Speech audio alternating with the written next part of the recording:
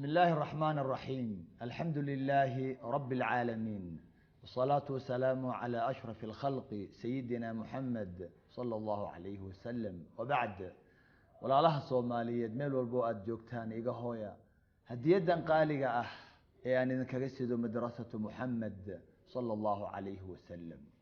walaalayaal waxaan ku sugnahay Nairobi ayaan joogaa oo aan u imi dacwo gaaban ama safar gaaban oo dacwo ah. in badan oo dhalinyarada ahna waa la kulmay. runtii waxyaabaha ugu waaweyn ee aan dhalinyarada Soomaaliyeed ee aan la kulmay kulmay halka Nairobi Kenya aan kala hadlayay waxay ahayd xubinkan qaaliga ah ee Ilaahay nagu manaystay oo ah qalbiga waa ogsoontihiin xubnaha 360 ah ee Ilaahay nasiye ka ugu qaalisan weeyaan. Ilaahay kitaabkiisa iyo sunnada shariifka ah, sunnada rasuulkeena sallallahu alayhi wasallam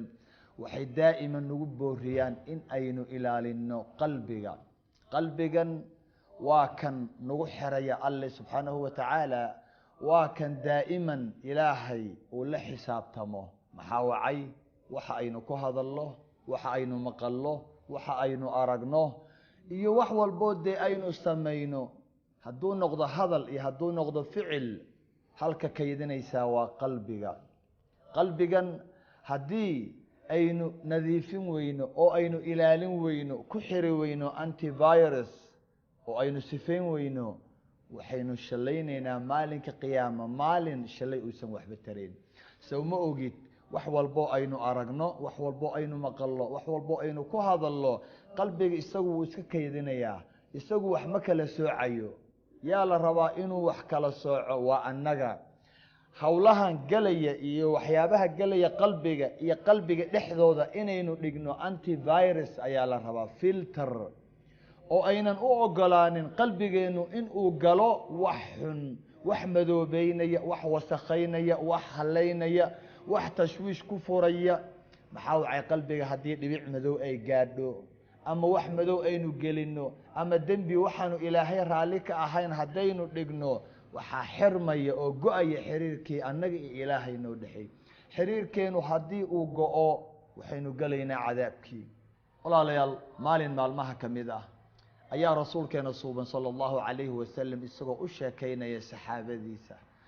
oo uga sheekaynaya dee waxyaabihii wanaagsanaa risaaladii, ayaa wuxuu yiri albaabkan waxaa ka soo galaya, waa masaajidkii Madiina, masjidu Nabawi, albaabka waxaa ka soo galaya nin ahlu janno ah.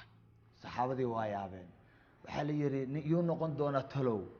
nin waxaa ka soo galay iska symbol ah, iska basiid ah, garkii biyihii weysadii ay ka qoyan yihiin, shaarku u laaban yahay, kilkilaha ku wataa dacaskiisii, symbol. ma allaala markuu la arkay dadkii uu salaamay, wuu tukaday, wuu baxay. maalinkii labaad ayuu yiri haddana waxaa ka soo galaya nin ahlu janno ah, waa isla ninkii. maalinkii saddexaad ayaa wuxuu yiri ninkii waxaa ka soo galaya nin ahlu janno ah, waa the same one, waa isla ninkii. saxaabada caado ayay leeyihiin. caadadooda waxay ahayd in wax walbo khayr oo loo sheego in ay aadaan oo ay u dhaqtamaan. Abdullah ibn Amr ibn Aas radiyallahu anhu ayaa ghayra qabatay, wuu masayray. ninkan 3 maalin wuxuu ku mutaystay jannada. wuu raacay, wuxuu yiri saaxiib, waxaan aabahay baan isa soo dagaaloon isqabanay,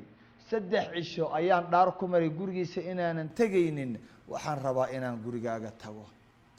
gurigii baa la geeyay. 3 cisho Abdullah ibn Amr ma aanu seexanayn. muxuu rabaa inuu ogaado ninkan wuxuu jannada ku mutaystay.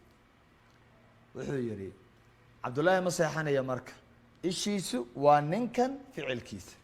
markaas wuxuu yiri ninkan dee waa salaatuleyl xataa inaanu soo kicin baa laga yaabaa. just fiir waxyaabuhu ku arkay waxay ahayd markuu isgadinayo oo uu isrogayo ayuu adkaar akhristaa. ninkan Abdullah yaaba tukada oo salaatuleyl tukada. 3 cisho markay dhamaatay oo wax buuran aanu ku arkan ayaa wuxuu yiri nin yahow, aabahay isma soo dagaalin, waxaan 3 cisho kaaga codsaday inaan kula seexdo waxay ahayd waxaan maqlay 3 cisho rasuulka dhahaya sallallahu alayhi wasallam ninkan waa ahlu janna. ma ii sheegi kartaa intaan kugu arkay wax ka duwan oo camal ah oo aad samaysay oo aad jannada ku mutaysatay wuxuu yihi wallaahi garan maayo wuu fikiray cabdullaahi iyo bixi rabaa wuxuu yihi war ukaadi nin yahow arrin baa jirta habeenkii marka aan seexanayo weligay ma seexan anoo qof walaalkay ah muslim ah laabta wax ugu haya ma aanan seexan cabdullaahi iriduu kasii baxayey wuu soo laabtay wuxuu yihi wallaahi waa tan ku geysay jannada waa tan aynaan heli karin qalbiga eeg weligay uguma aanan seexan oo kuma seexan oo maledin anoo qof walaalkay xarash u haya anoo walaalkay halkaa qalbiga u buuxo xasad iyo xumaan iyo madow iyo maaragtaaye dee bushi u haya weligay ma aanan seexanin yacni arrinkaas waa arrin aan la heli karin haddaad heli kartid addoonkii allow haddaad heli kartid waa waddada ugu dhow ee jannada aynu ku tegi karnee in badan bay soomaali isdagaashay in badan bay soo kala tagtay in badan baa layscaayey oo laysdhacay oo laysdulmay oo wax la kala qaatay oo gacmuhu isdhaafeen afafku isdhaafeene haddaad heli kartid maanta waad nooshahay in qalbigaaga aada nadiifisid oo aad qalbigaaga sifaysid kii reerkiinii dhacay kii ku dilay kii aabbahaa dilay kii ilmaha agoomaha ka dhigay hooyadaa garoob ka dhigay war haddaad kartid in aad cafisid maanta oo aad ka saartid qalbigaaga ka saar waa sacaado adduunyo iyo sacaado aakhiro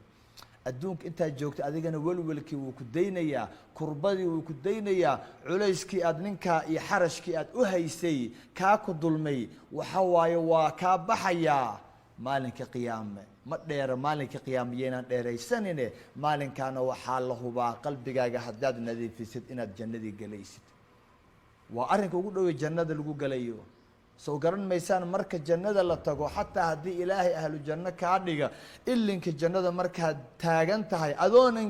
geliba mayside waxa waaye iyadoo qalbigaagu buuxee ilaahay baa iskaan marinaya qalbiyadii qof aan iskaan la marinin qalbiga ma gelayo jannada ilaahay baa dhahaya wanazacnaa maa fii suduurihim min gillin ikhwaana calaa suruurin mutaqaabiliin waxaanu siibeynaa waa dadka ahlu jannaha ogo wax laga siibaya waxaanu tirtiraynaa oo aanu bixinaynaa dadka laabta xarajka ay isugu hayeen xumidii iyo madowgii iyo dhoobadii iyo wasakhdii iyo xasadkii iyo balaayadii buuxday qalbiga waanu masaxaynaa maxaa wacay jannada uma suubado in qalbiga qofku madoobaada waa la tirtirayaa eeg mar allaaliyo marka la tirtiro qalbiyadii dadku siday noqonayaan ikhwaanan calaa sururin mutaqaabiliin dadkii waa walaalo maxaa walaalo ka dhigay maanta cashaan qalbiyadii baa la tirtiray oo la nadiifiyey waxaan hubaa haddii adduunka anagoo joogna qalbiga aan tirtirno oo aan nadiifino xumida iyo balaayada iyo maaragtay cudurka ku jira aan ka saarna sida saxaabiga jaliilka ah oo in aan fududaanayno idaylkeen anagoo adduunka joogna in aynu noqonayno ahlu janno walaalana aynu noqonayno inama almu'minuuna ikhwa soomaalaay hal iscafiyo qofba qofka kale waa inuu cafiyaa adduunyo waxa layska qaatay waa xaabo adduunyo waxa layska qaatay waa waxaan waxba ahayn waad noolaanaysaa waktigaagii wakti aan ahayna waxa waaye waktigaagi unbaad adigu dhimanaysaaye soomaali aynu iscafino idaylkeen walaalaynu nahe aynu iscafino adduun iyo aakhiro aynu walaalo noqono walaalo aynu noqono si jannada ilaahay aynu ugu raaxaysano inta ayaan kusoo gabagabaynayaa astawdicukum allah aladi laa tadiicu wadaa'icuhu asalaamu calaykum